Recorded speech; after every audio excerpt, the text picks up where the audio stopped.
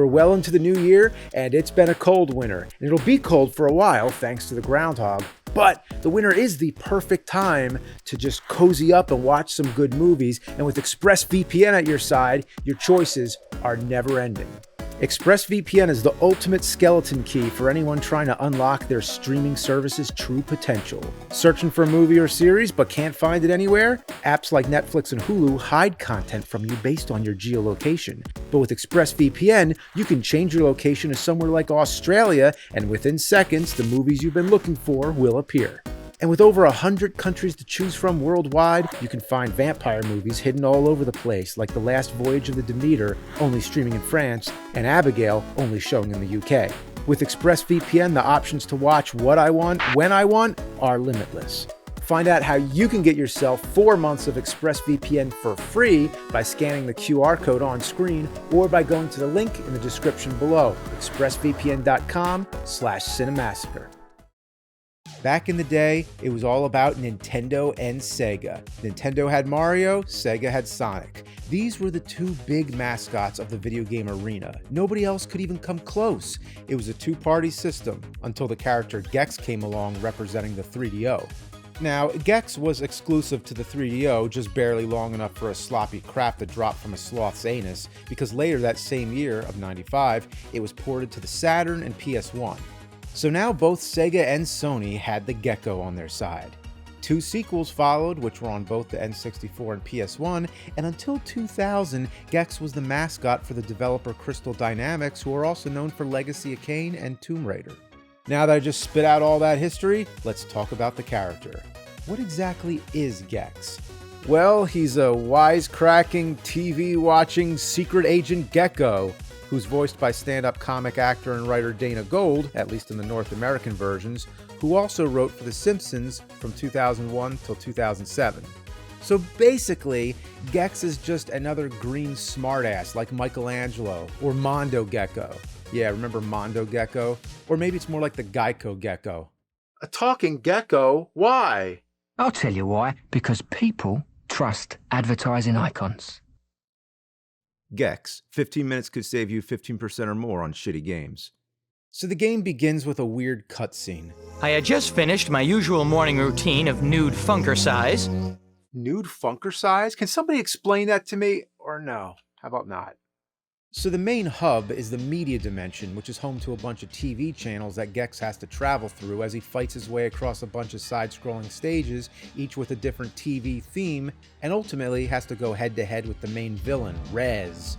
All along, Gex keeps saying annoying one-liners. It's tail time! Just a bunch of random quotes, either throwaway jokes or references to movies or shows. You move the headstones, but you didn't move the body!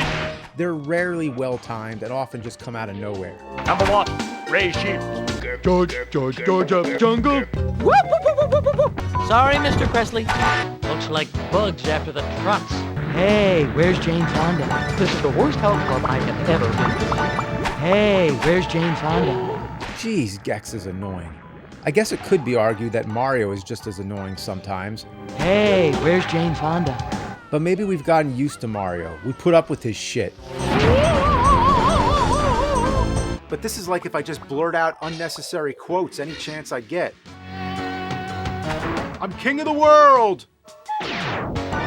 Here's Johnny. There's no crying in baseball. Sometimes not only is it random, but it makes no sense. This place is weirder than 4th of July at Rick James' place. Huh. Rick James. 4th of July. I don't get it. So, I've played the 3DO, Saturn, and PlayStation versions, and they all seem identical. The first stage is horror-themed, clearly, where you fight Franken lizards and leather Jason face. Yeah, leather Jason face. That's fun to say. Try it. Yeah. Wait a minute. Pull down while jumping? Can you pull down the D-pad? The only thing I can think of which means pull down is when you pull down your pants. The biggest question is which one of these games is the easiest to save, and I still don't know the answer. In the 3DO version, I died and gave up on the cemetery stage before I ever found a spot to save. But you can save on the memory card. The PS1 version you'd think would be simple, just save to the memory card, right?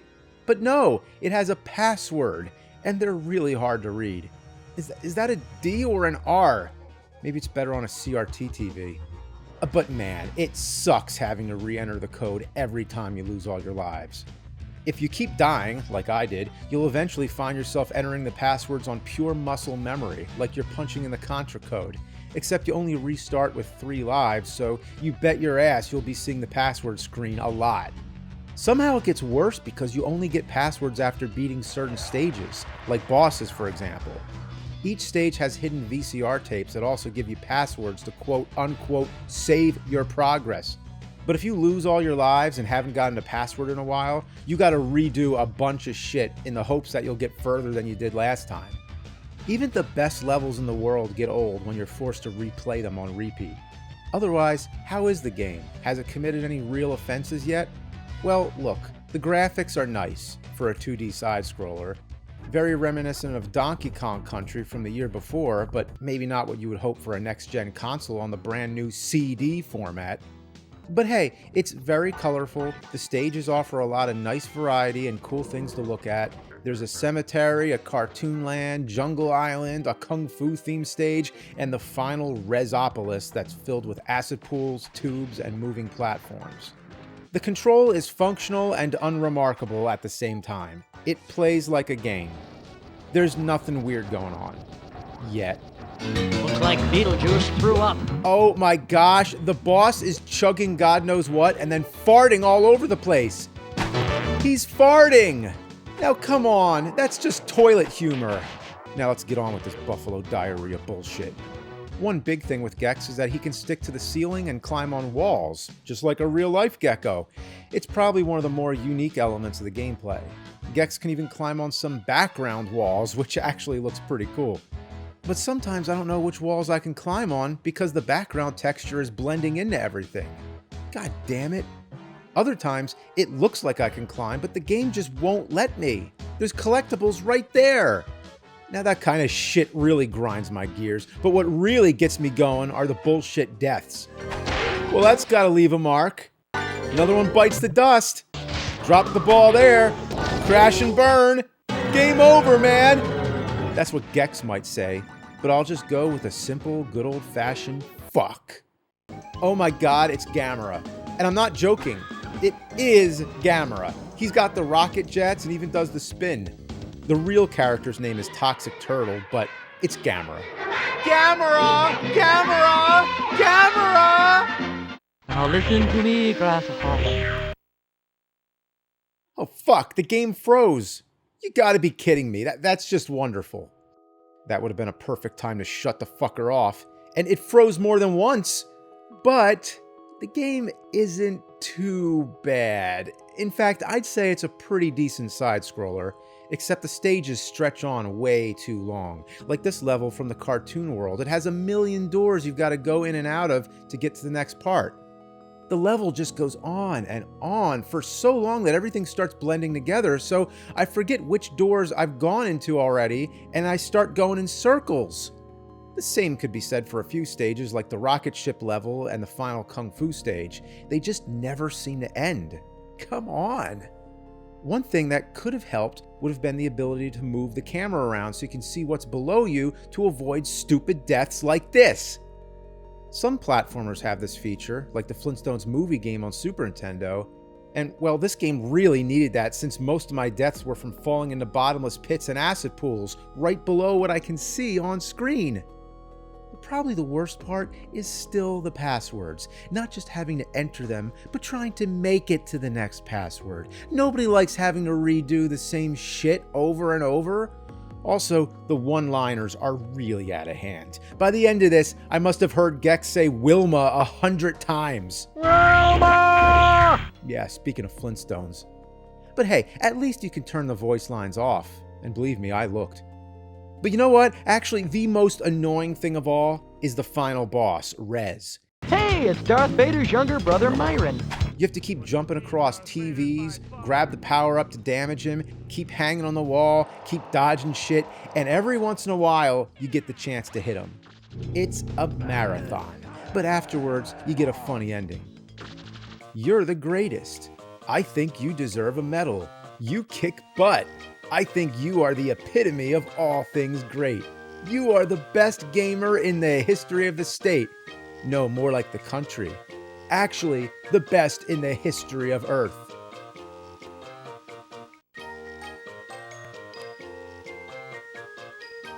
This goes on for over 7 minutes. I would make a joke, but it already is a joke. And we have 2 more games to go. So up next is Gex 2, Enter the Gecko. This is the first 3D Gex game. It tried to copy Super Mario 64, as it seemed every game at the time did. And as I mentioned before, it was released on both N64 and PS1. Even Windows and Game Boy Color if you really want to dig in. It's enough to make your head spin. So between the 2 consoles, I'd say in the PS1 version, the graphics are a little more crisp. You can read signs easier, the collectibles are cleaner, and the lighting looks way better. It also has an opening cutscene, which doesn't happen on the N64, probably because it's on a cartridge. The one-liners don't seem to repeat as much either. All right, boys. Phases on stun. But that's only because they had to cut a crapload of them and some music to fit the whole game on the 64 card. Oh, and the save system on PS1 is better. So, with all that said, let's play Gex 64. First annoying factor is the confusing navigation. The stages are designed like Mario 64, where each one has multiple objectives and you can only accomplish one thing per playthrough. I mean, it is Gex 64, so what else were you expecting? In Mario 64, you're collecting stars. In Gex, it's TV remotes, but it's the same idea. The problem is that it's less clear where you're supposed to go, so you just run around aimlessly until you accidentally complete an objective or find a remote. The camera is the biggest problem of all. It just swivels all over the place. Hey, I can't see! Oh, fuck, did you see that? I was in the middle of a jump and it moved. The camera is not your friend. It's like, hey, I need some help here. Oh, fuck you, see ya. But you can change it to manual. Now you have more control. That makes it a little easier. The aesthetics are fun. It has a playful style, making references to Bugs Bunny, Indiana Jones, Gilligan, James Bond, and Godzilla. Yeah, gotta love the Gexzilla stage. There's even a room that's flooded by an overflowing toilet. Now, if I'm gonna call anything a shitty game, well, that just takes the turd. Oh, Gex, don't lick the toilet. Oh, no, that is one sick puppy. I mean, Gecko. Oh, and on the Kung Fu stage, the music glitched, and it started sounding like Gex took a hard shit in the garbage disposal. Man, just listen to this. It's like a jackhammer to the ear. So I exited the level to try to fix it, and the game froze. Come on N64, on a cartridge? There are some incredibly annoying parts, like these doors for instance. I don't know what you'd prefer to call this trope in gaming, but I'll dub it the Scooby-Dooty-Poo doors. It's when you have to figure out which doors lead to which doors through trial and error. It sucks. I don't like it. Both Kung Fu Theater stages have their problems, but the second one, Samurai Night Fever, is a real son of a bitch. There are so many moving platforms, so many tricky jumps, and all you do is fall. It sets you up for failure every step of the way. Even with the camera set to manual, the game just feeds you shitty anus angle after shitty anus angle. I'm in space where I can jump even higher, and the camera betrays me once again. How did I not make that jump? When you can't move the camera, the game makes this annoying chirping sound. Almost like a cuckoo clock. It's just to let you know the camera stopped. I don't know. I mean, what the hell is that? Glover did the same thing, but at least it had the courtesy to mix the bird chirps with the occasional fart and burp. Was this actually a trend at the time? Imagine if that happened in real life, if you turn your head too far and a fucking woodpecker showed up.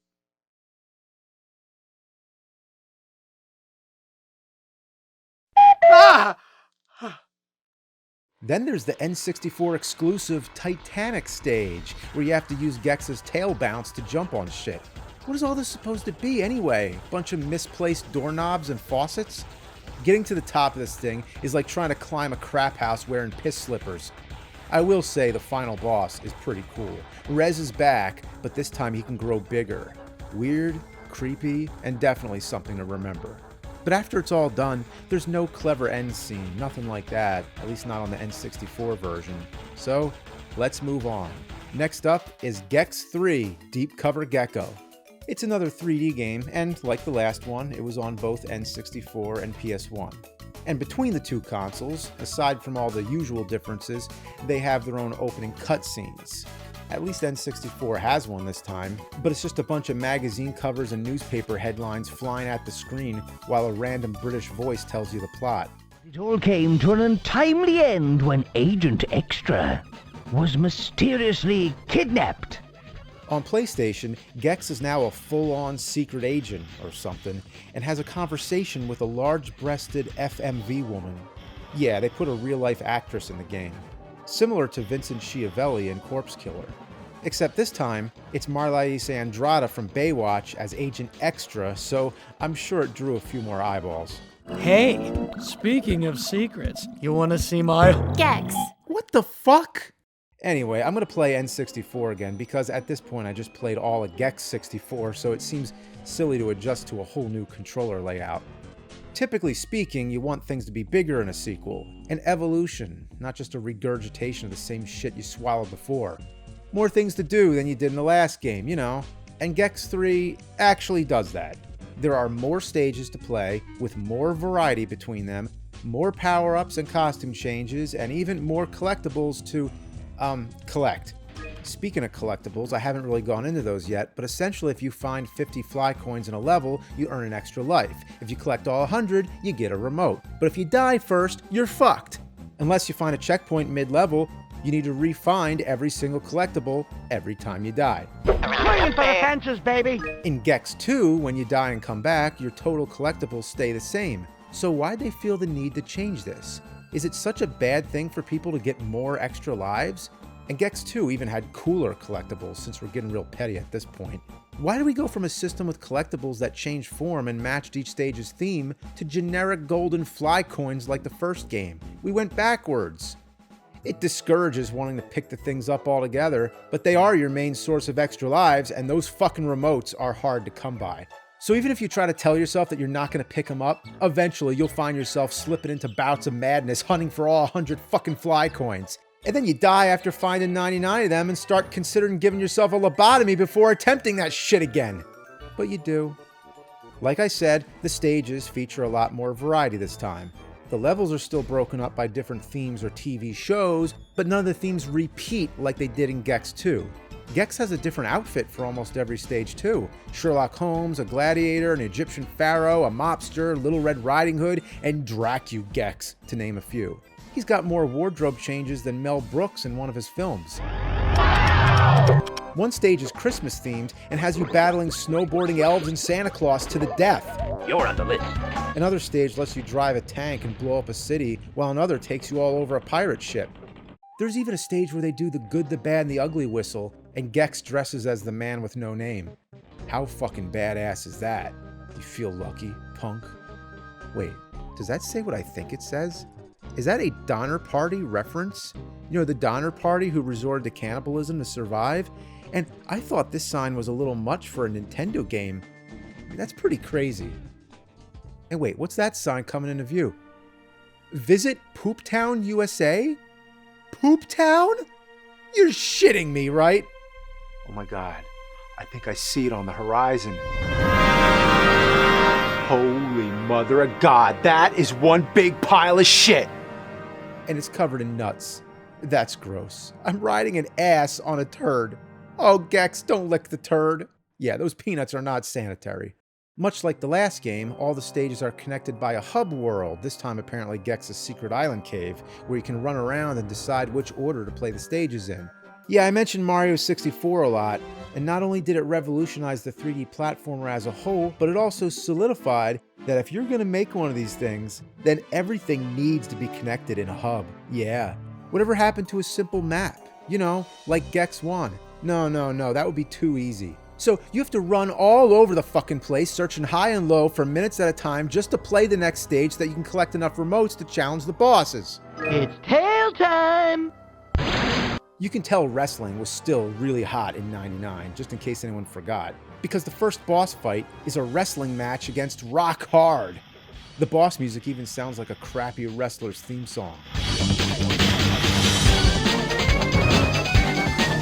Yeah. That's the bottom line, 'cause Rock Hard says so. Oh, that's messed up. Now it's fucking personal. Hit me, go on, hit me!